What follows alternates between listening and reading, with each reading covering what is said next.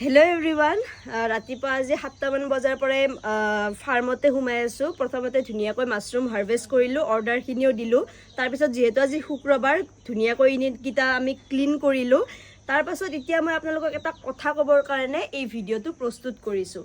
কথা মানে কি, বহুতে ভিডিঅ'ৰ তলত মানে ভিডিঅ'ত কমেণ্ট কৰি থাকে যে আপুনি এই চিলিণ্ডাৰটো বনোৱাৰ পিছত ফুটাকেইটা কিয় কৰে আৰু লগতে এই কপাহখিনি কিয় ভৰাই দিয়ে।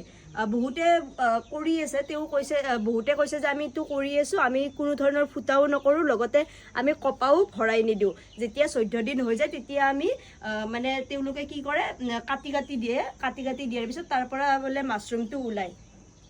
এতিয়া কথা হৈছে যে তেনেকৈ কৰিব পাৰি, মানে মই জনাত তাৰমানে কি হয়, যিসকলে মানে এই মাছৰুমৰ খেতিভাগৰ বিষয়ে তাৰমানে ভালদৰে নাজানে বা কোনো ধৰণৰ তেনেকুৱা প্ৰশিক্ষণ লোৱা নাই, এনেই উপৰুৱাকৈ কৰি আছে, তেওঁলোকেহে তাৰমানে এই কামটো বেছিকৈ কৰে।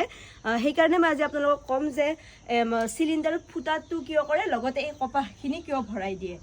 প্ৰথম কথা হৈছে, এই ফুটাটো আমি এইকাৰণে কৰোঁ, যেতিয়া আমি চিলিণ্ডাৰটো বনাওঁ তেতিয়া আমি দেখাই পাইছে ওপৰত খুব টাইট কৰি আমি লাবাৰডাল মানে বান্ধি দিওঁ, আৰু লাবাৰডাল খুব টাইটকৈ বান্ধাৰ ফলত কি হৈ যায়, ভিতৰত গোটেই গেছৰ নিচিনা যিহেতু হৈ যায়, তেতিয়া ইয়াত খুব বেছি অক্সিজেনৰ প্ৰয়োজন হয়। সেইবাবে আমি ফুটাটো কৰি দিওঁ, যাতে অক্সিজেনটো খুব ধুনীয়াকৈ মানে চিলিণ্ডাৰটোৱে পাই থাকে। আৰু লগতে কি হয়, এই চিলিণ্ডাৰৰ ভিতৰত যিখিনি মাইচিলিয়াম সেইখিনিয়ে তাৰমানে গ্ৰ' কৰিব নোৱাৰে। যদি তাৰমানে অক্সিজেনটো ভালদৰে পাই নাথাকে তেতিয়া কি হৈ যায়, CO2টো তাৰমানে চিলিণ্ডাৰৰ ভিতৰত বাঢ়ি যায়, আৰু তাৰ ফলত কি হৈ যায়, এই 14 দিনত যিটো তাৰমানে আমাৰ মাইচিলিয়ামটো গ্ৰ' কৰে সেইটো তাৰমানে নকৰে।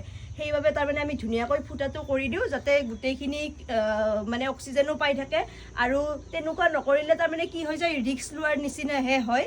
গতিকে ইমান কষ্ট কৰি বনোৱাৰ পিছত আৰু কিয়নো ৰিস্ক লওঁ, সেইবাবে আমি ধুনীয়াকৈ ফুটাটো কৰি দিওঁ, প্ৰথম কথা। আৰু ছেকেণ্ড কথা হৈছে যে আমি ইয়াতে কপাহ কিয় ভৰাই দিওঁ।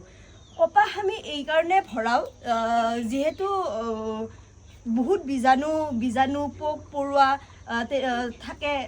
কিবা কাৰণত যদি এই ফুটাকেইটা আমি মানে খুলি থৈ দিওঁ, তাৰ ভিতৰত যদি সৰু সৰু যিটো আমাৰ উৰি থাকে বতাহৰ লগত, এই একদম সৰু সৰু পোকাটো তাৰ ভিতৰত তাৰমানে সোমাই যোৱাৰ চান্স থাকে। অকল পৰুৱা বুলি নহয়, বীজাণুও সোমোৱাৰ চান্স থাকে।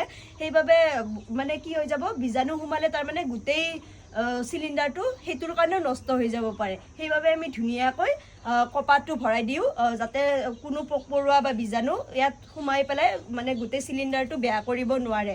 সেইবাবে আমি ধুনীয়াকৈ মানে কপাহটো ভৰাই দিওঁ, সেয়াই কাৰণ।